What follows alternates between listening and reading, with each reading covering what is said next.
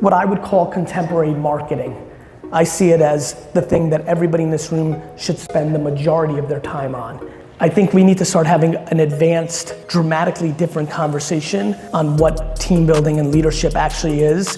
Marketing is incredibly confused with sales. We call VaynerMedia the honey empire, but the word empire is not a soft word. We're trying to build the biggest company of all time.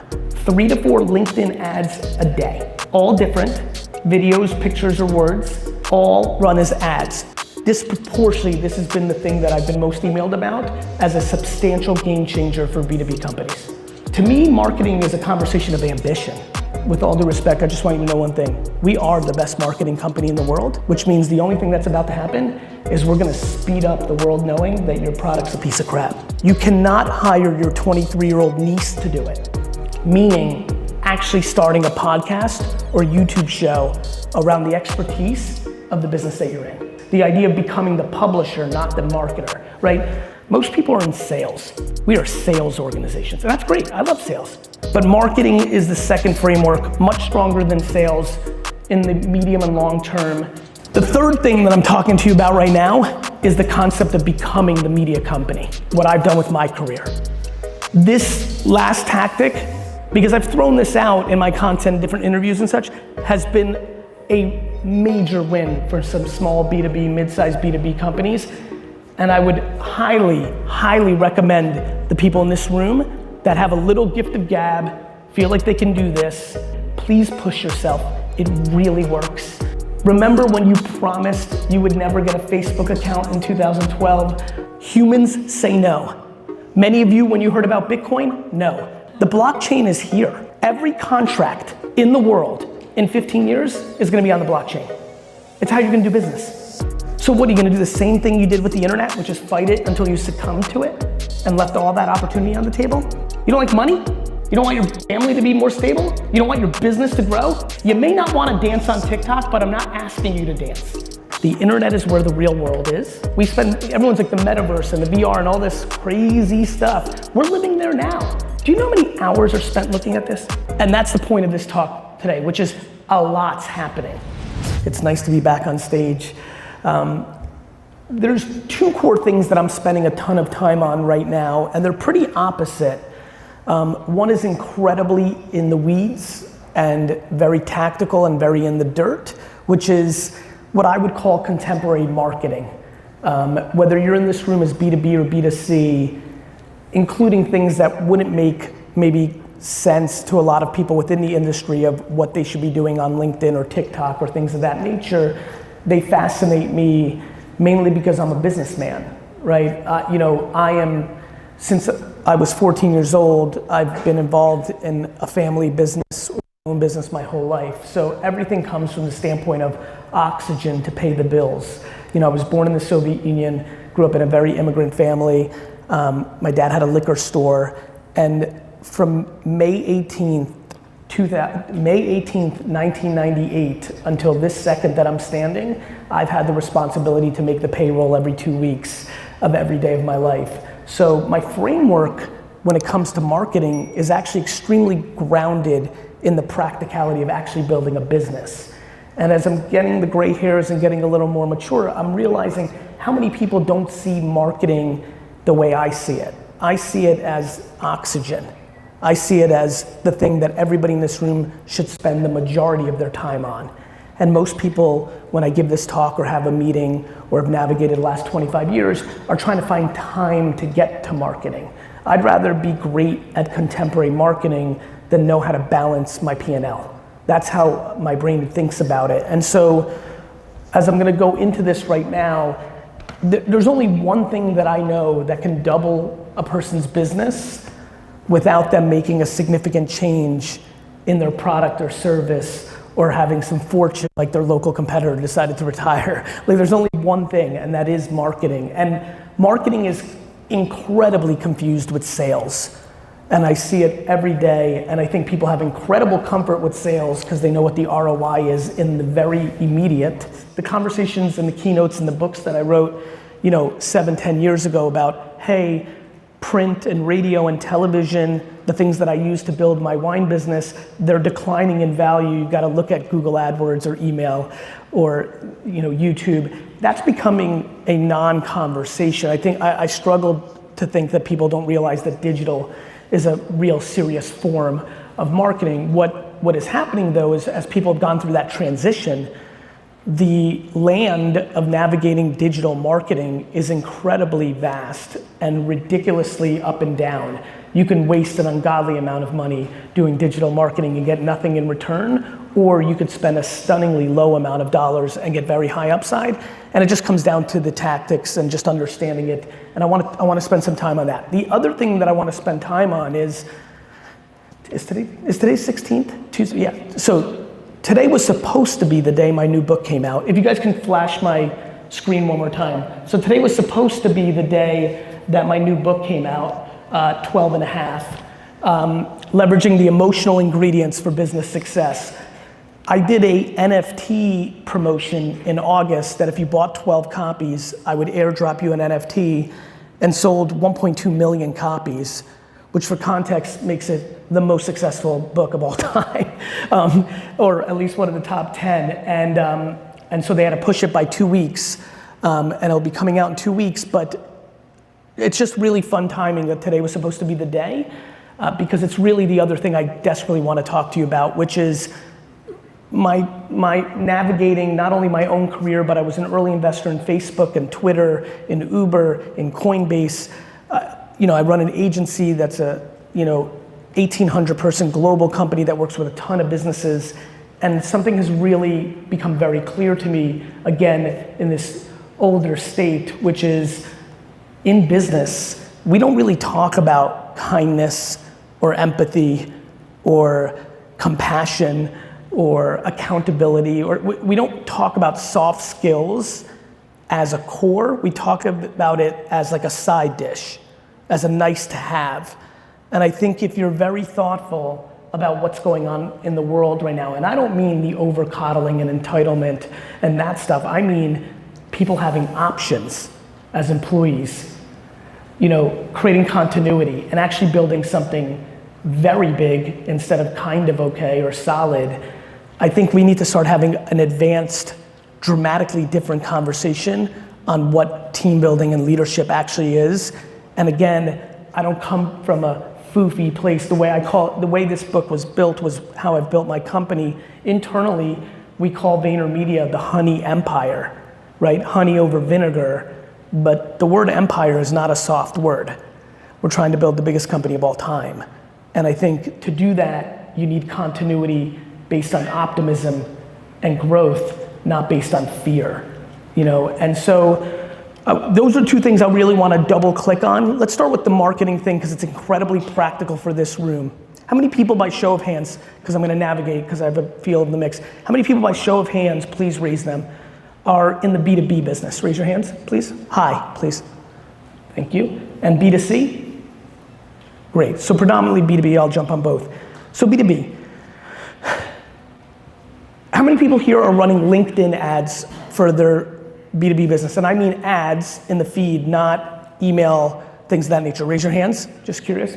Great, thank you. So let's talk about LinkedIn ads. This room is majority B2B. I couldn't employ, if nothing from this talk, you remember except this one part, I hope this lands. Every company, hence person in this room, needs to be running 3 to 4 original pieces of creative as ads on LinkedIn a day. 3 to 4 LinkedIn ads a day. All different, videos, pictures, or words, all run as ads. Not your page and you post and you organically just get whatever LinkedIn puts it into the ethos. I mean, you actually target employees of companies or people's titles, and you pay LinkedIn money in ad form to convert the business goal that you want. Disproportionately, in the last 18 months, the number one thing that I get emails about with the content that I put out around this, disproportionately, this has been the thing that I've been most emailed about as a substantial game changer for B2B companies. Couple things that are important about this. Number one, as we go through this conversation, or if we get into Q&A and go deeper, and you sit there and say, you know what, screw it, I'm gonna do it, actually. First and foremost, you cannot hire your 23-year-old niece to do it. You can't hire a small agency, one person that you find. You, the human in this room, must, if you want the success from it, you don't need to do anything, like just to really create the context, but if you would like your business to grow through an arbitrage that is incredibly obvious, that will close. LinkedIn ads are not as good right now as they were 24 months ago when I started this conversation, because more people have come in, and I'm sure everybody here is gonna understand the simple concept of supply and demand. It's the same rodeo since MySpace. Thing happens, MySpace, Facebook, Twitter, YouTube, Instagram, Snapchat, TikTok, LinkedIn. It's all the same game. Thing gets established, people come on board. The early movers, no different than real estate development, just with content, make content, they extract the biggest audiences. The big companies that I work with, the Pepsis, the Budweisers, the Fords, they wait. They gotta get their laws down, they gotta figure it out, they're scared of it, they wait. Eventually, 3 years in, they get comfortable, they start throwing money at it, it starts working, they start throwing real money at it. All of a sudden, SMBs, mid-market companies like ourselves don't get as much real estate for free organically, or the ads cost too much against what we used to spend for it. It's the same show every single time. The #1 advertiser on television in the first 10 years of television was Procter & Gamble. That's why it's the biggest consumer brands company in the world. The #1 advertiser on Google AdWords from 2001 to 2005 was Amazon. It's why it's who it is. When there is an arbitrage of attention, the world changes. The only thing that connects every one of our businesses here is the attempt to get attention, to tell somebody what we want or what we have, and then hope the thing happens. It's how the world works. All the things that are happening geopolitically and politically in our country and the world, it's just because attention has gone from mainstream media to social, and new dynamics happen. The reason, back to being a Soviet boy, the reason when there's a coup in a country that at the same time they go after the palace, they go to the newspaper and radio and television station, is because communication and the ability to talk to somebody and get their attention and make the thing that you want to happen is literally the only thing that matters. And so, the thought that so many people in this room don't think about that as the first thing you do, even in parallel with the quality of your product. Though I did have a meeting last week where I was very, very, very, very, very underwhelmed with the product, and the person was very aggressive that they needed my agency to be hired, probably because he subconsciously knew how bad the product was. And it finally pushed me into the corner, and I said, sir, with all due respect, I just want you to know one thing. We are the best marketing company in the world, which means the only thing that's about to happen is we're gonna speed up the world knowing that your product's a piece of crap. So I'm like, I think we should fix it first and then we'll market. So, look, when I say it's the only thing that matters, of course the quality of your product. Of course, when I look around this room, there's a ton of you that have substantial long-term relationships and reputation in a B2B environment that is absolutely driving your core business. My question is why people like to leave upside on the table. When I get into these combos one-on-one or on stage, you know, they're like, Gary, I'm good. I don't need LinkedIn. I'm like the king of Dayton, Ohio. I'm like, that's nice, Carl. I'm like, how much business do you do? 7 million. I'm like, what's wrong with 16? To me, marketing is a conversation of ambition. I understand that people don't want to learn this. I understand that you don't want to spend 11 hours running ads on LinkedIn, tasting it, watching a bunch of videos, reading a bunch of stuff, so that you can then hire the person internally and know how to judge if they're good at it. The biggest reason most companies don't continue to do social media is because they hired somebody that sucks at it and they don't know how to judge it, and then they decide it doesn't work. You know what else doesn't work? A basketball. A basketball does not work for me. The ROI of a basketball for me has been about negative $10,000 because I've torn both my meniscuses. The ROI of a basketball for LeBron James is $1 billion. Social marketing works at scale to trillions of dollars. We just might have not figured out how to make it work for ourselves. So for me, for this room, there are two core things that really stand out. One is LinkedIn, and you need to go pot committed, because again, what I've seen with the way ads are being spent and the way the organic reach is going down, how many people here use LinkedIn and know what I'm talking about, how it went from just a recruiting tool to now there's information content in there? Just raise your hands, I'm just curious. So you have a sense. If you even sit for a second, think about if you've even transacted or been affected by a piece of content in LinkedIn, just reverse engineer yourself. It's there at scale for this room. The other thing that I think a lot of people need to debate, and this is for the more ambitious and hungry, the more on the offense, the concept of becoming the media platform instead of just an advertiser. Meaning actually starting a podcast or YouTube show around the expertise of the business that you're in. Now this gets really foofy for a lot of people, but it is absolutely, in my opinion, the place that creates the most guaranteed stability and growth of a business. The idea of becoming the publisher, not the marketer, right? I was just with several people in the back room and I was like, look, here's the framework I live in. I think most people in this room, and when I say this room, I mean America, and I mean the 8 billion people on earth, and whatever percentage of those people are in business, most people are in sales. They're sales. They're sales organizations. I'm sure, if we're being honest, I could just already see by some of the light head nods, we are sales organizations, and that's great. I love sales. When I was 5 years old, sales was my first business. I walked around Edison, New Jersey. I went into people's yards, ripped their flowers out of the yard, ringed their doorbell, and tried to sell them back the flowers. I love sales. That's me at 5. I love sales. There's remarkable sales. It's called marketing. It's super hard because spending money on something that's just branding doesn't feel natural to an SMB mid-market company, and even big companies don't love it, even though they allocate for it because Wall Street makes them. Branding. Super important. Marketing, it's the whole actual game. It's the thing that I want you to get advanced at, and LinkedIn, it will completely change your business, for real. 20, 40, 80% growth, it will. It can, it does, if you get good at it. The problem is most people, a lot of hands went up. I feel like if this was a class where we went through all the ads, without even knowing, and a lot of hands went up, just because I know 98% of what I say on LinkedIn is this, so I'm making the assumption that the math scales in this room. The marketing is actually just sales videos or a sales flyer. Most people, when they go to marketing, are really just doing sales. None of you want to see that. Nobody wants an infomercial in their news feed. It's not value add, period.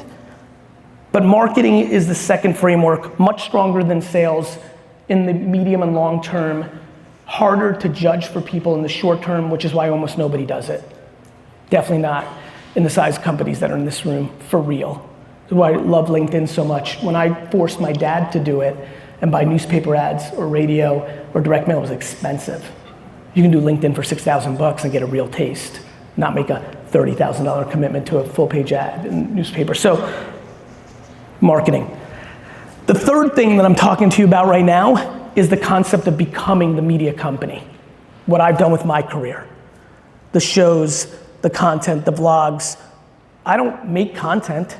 I just live my life, we film it, and then we produce marketing for it. And so the concept of you actually, I'll give you a great example. One more time, please, B2B company, raise your hand. This is my like number one. Starting a podcast in your very narrow niche, even maybe your town. Like, you could talk about concrete in a state or a town. Narrow. We're not trying to be the Letterman show here. You're not trying to win an Emmy. You're trying to get business. Starting a podcast where you interview the potential buyers that you're trying to get business from. So this has been a monster hit for a lot of people that have taken me up on this. You start a show that's a podcast where you talk about things in general, but the people that you email on LinkedIn or on email to be guests are the people that you actually want to buy your product. This is really interesting human psychology. The people you're emailing or calling or trying to play golf with or have steak dinner with or hitting up on LinkedIn to do business with are often not interested in what you're trying to do and won't respond or say no. That same person, when you're saying, so you're trying to hit up Barry, wanna go golfing? Barry, let me introduce you to my guy. Barry, can we get together? Barry's not interested. Barry has his supplier. When you email Barry and say, Barry, would you come on and talk about your amazing career of the last 30 years on my podcast? Barry's moonwalking to your office. This last tactic, because I've thrown this out in my content, different interviews and such, has been a major win for some small B2B, mid-sized B2B companies. And I would highly, highly recommend the people in this room that have a little gift of gab, feel like they can do this, to really push themselves. I'm aware, very aware, I have a very introverted dad, well actually he's not, he's come out of his shell, but my mom's introverted in a lot of ways. I know that last thing isn't for everybody. I know that you don't want to put yourself on camera, it feels uncomfortable, it doesn't come natural, but please, if you happen to be one of the several dozens of people in here that the thought of what I just said is intriguing, please push yourself. It really works. The world is changing. I don't have to tell a single person here. What I'm trying to get everybody to understand is take your real life and put it into your business life. Here's what I mean by that. Remember how many of you promised me that you would never get an iPhone because your BlackBerry was so awesome and you needed to feel the buttons? Just curious, how many people here have a BlackBerry right now? Remember when you promised you would never get a Facebook account in 2012, 11, 10? We promise, even for some of the old school, and there's some old school cats in here, I see you. My favorite one was when the cell phone started getting traction in the late 90s. All of my, I've got a beeper, I don't need a cell phone people in this room. This is what we do. Even people that are progressive. I spent the last 3 years trying to convince people that made real money and changed their life on Instagram to get TikTok accounts. They're 26 and they said no.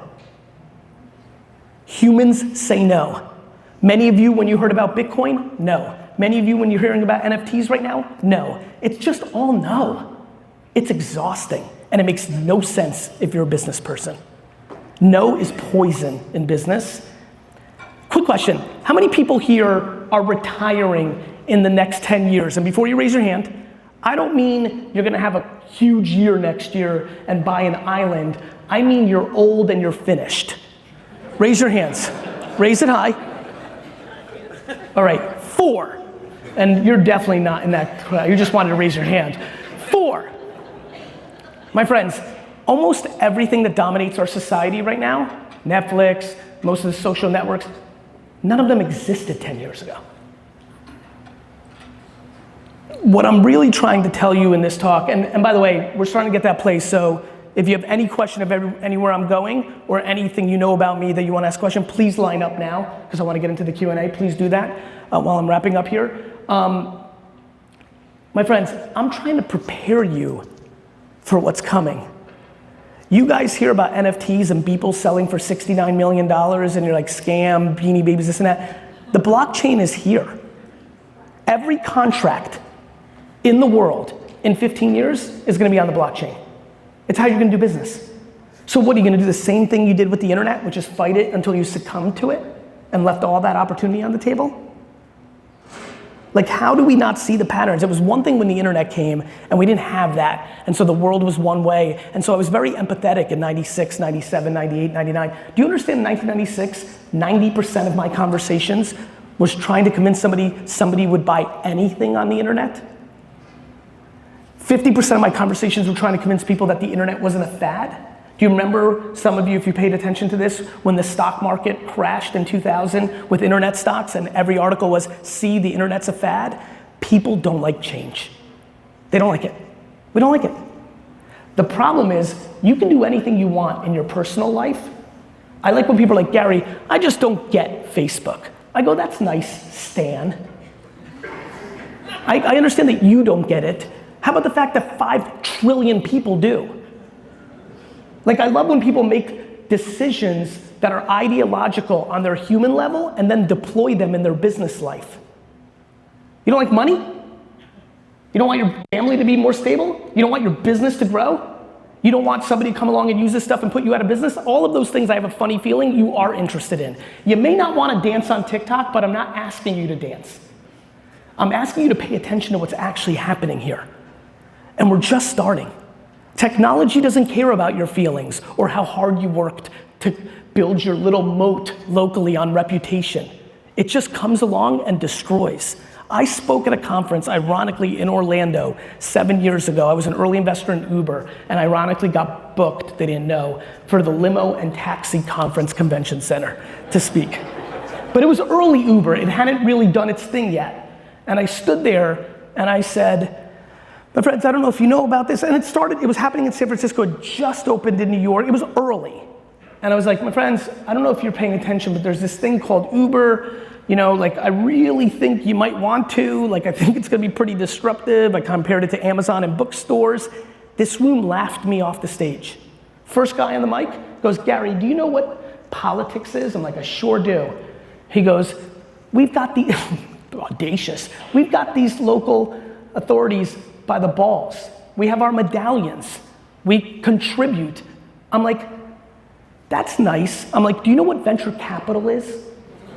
I'm like, Uber's gonna raise $1 billion in cash, and I have a funny feeling that's more than you have, John. And I don't have to explain to all of you what happened there. No matter what you think your moat is and why not, I promise you there's one incredibly important thing that I wanna leave with, and then please line up because I want questions, otherwise I'm gonna have D-Rock run around with the mic. Your business has a target on it. Every entrepreneur is looking at every localized business and trying to think about scale. And they're going to use modern marketing to create a moat, just like Zillow did, just like Amazon did, just like I did with Resy, the restaurant app, and OpenTable. It's all gonna be the same game. The internet is where the real world is. Everyone's like the metaverse and the VR and all this crazy stuff. We're living there now. Do you know how many hours are spent looking at this? Do you understand? We live there now. This has happened, whether you like it or not. You've decided to be an entrepreneur and a business owner or a senior executive. You decided. So that means you have to play on the field. In sports, it's obvious. When the greats, I will never forget, even though I hated him because I'm a Knicks fan, but Paul Pierce said something in some interview and I loved it. He said something like, they asked him when he knew it was over, right? When he had to retire. And he said something like, it was interesting, it was just one random game and this scrub got by me and I realized this guy would have never gotten by me ever before, and I can't believe he dominated me like that, and I knew it was over. And it stuck with me. In sports, it's obvious. In business, it's not. It's like whatever that gas is that is coming out of your car and then you just die in the garage because you didn't know. That thing. That's business. It's happening to you right now, but you just don't realize it. And that's because the technology lever, especially now, with what's going on with the blockchain, you have a blockchain and internet happening at the same time. And what makes me sad is you can harness it or you can put your head in the sand. It's just a very binary game. And I just don't know why you wouldn't. And so that's that. I didn't really get to the culture part as much as I want to, but I'm gonna sneak a little bit of it in. All of that is fine and dandy. If you land 3 awesome people to run your LinkedIn or 1, it's all fine and dandy. If you don't know how to manage in 2021, you're gonna lose. The options are ridiculous. Every 17-year-old that I know, and I know a trillion of them, I have 10 million followers on TikTok, every one of them have no interest in going to college or working for anyone because they can make $100,000 a year on TikTok. This isn't about these Gen Zers and millennials being spoiled. This is called options. They're not lazy. They just don't want to work for you. Like, it's very important. This is probably more important than what I spent the most of my time on. If you don't realize that kindness and empathy and compassion and all those things your grandma tried to teach you are actually becoming the core things you're gonna need in your business to succeed, I love this new thing going on, the great resignation, right? And everyone's blaming the government, rightfully so. Like if you pay people to stay home, they're gonna stay home. Like we understand that game, but let there be no confusion. There's a much more dangerous thing going on in there because that check is gonna stop. What's underneath there is options, right? And I see a lot of head shaking, and I'll tell you why. Many of you have been baffled by your kid or your kid's friend making real money on TikTok and they're 14 and you're like, what the hell is going on? This is happening. And so look, when I talk like this, I always laugh because I can always hear my dad or other people's voices in the crowd. Like I'm very empathetic to somebody sitting, listening to me right now and saying, you know what? I'm retired. I get it, because it's changing so fast and hard. It's like, ugh, I've gone hard for 50 years. Do I really want a 30-year, do I really? That's on you, but it doesn't mean it's not happening. And that's the point of this talk today, which is a lot's happening. And I'd love to get into details, so I'll leave a lot more for Q&A, but thank you for having me. Thank you.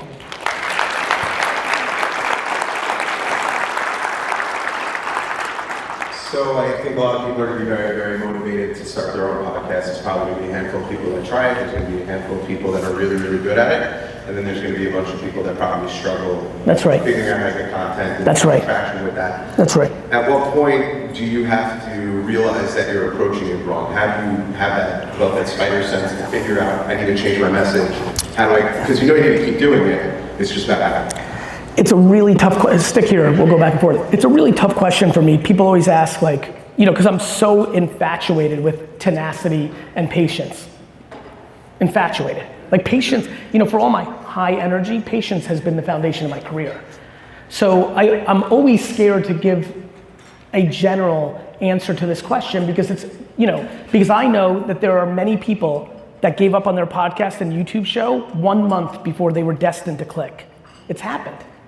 And so I think the question is results and time allocation, right? There's gonna be people here, if I'm looking at this crowd, I think I'm gonna get 4 people to give it an at-bat. One of those 4 people is just gonna genuinely like it.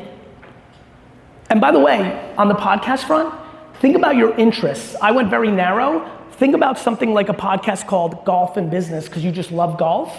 And the show is just interviewing people about how they do business in golf, business. So you could, we're gonna play here a little bit and go a little more detailed, but if somebody heard that and go, that's actually perfect for me, and they do golf and business with Sally Thompson, she might just like it so much that it's almost doesn't matter. It's my entrepreneurial career. When I was making $48,000 a year at 29, or what I'm doing now, it all is the same because I'm just in it for the game. And so for some people, the podcast is just gonna be an enjoyable hour of their week.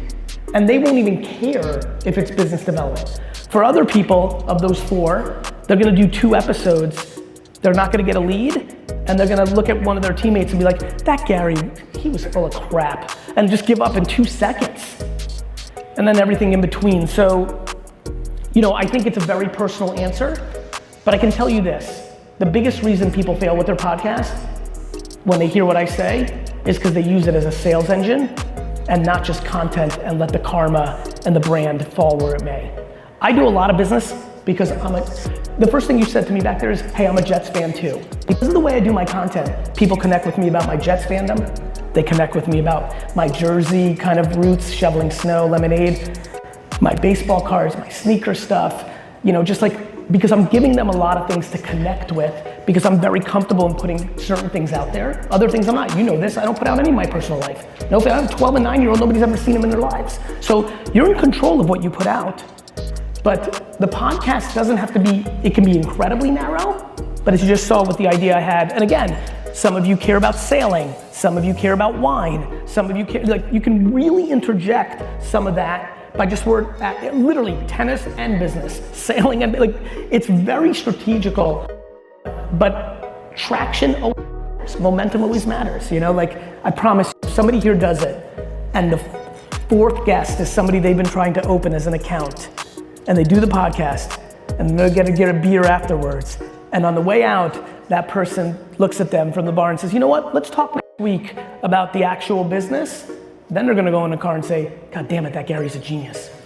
So either I'm the worst or I'm the best, but that's gonna be based on the variable of how good you are at it. I know it works. I have too many examples of it. And just so you know what the way my career works from investing and operating a marketing company, I'm talking about hundreds and thousands, not like 3 people. There's no focus group of one. I would never tarnish my reputation or my personal brand by pontificating thesis on the focus group of 1 or 6. This is scaled results.